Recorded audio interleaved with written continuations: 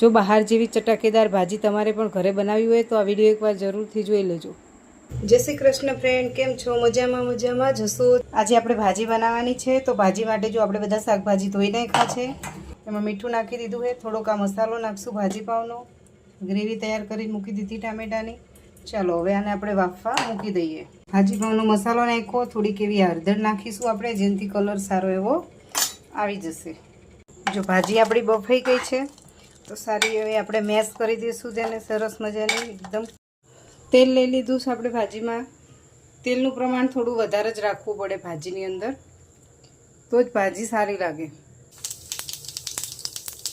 હવે એમાં આપણે આ નાખી દઈશું, તેમાં જ આપણે બધા મસાલા કરી દઈશું, જે આ ભાજી પાવનો મસાલો છે, ધાણા જીરું, હળદર અને લાલ મરચું। થોડુંક એવું પાણી નાખશું, થોડી વાર આપણે આને ચડવા દઈશું, જેથી ગ્રેવીમાંથી તેલ છૂટું પડી જાય। જોઈ લો, ગ્રેવીમાંથી તેલ છૂટું પડી ગયું સરસ મજાનું। બાફેલા શાકભાજી આની અંદર એડ કરી અને હવે બરાબર મિક્સ કરી લઈશું આપણે। તૈયાર છે આપણી ભાજી, ચટાકેદાર ભાજી। હું તો ભાજી સાથે પરોઠા બનાવી રહી છું, પણ આની સાથે પાઉં, બ્રેડ, રોટલી, ભાખરી બધું જ ખાઈ શકાય। ભાજી તૈયાર થઈ જશે આપણી। જો ભાજી સર્વ કરીશું આપણે પરોઠું, ડુંગળી અને ભાજી। ચાલો જમવા।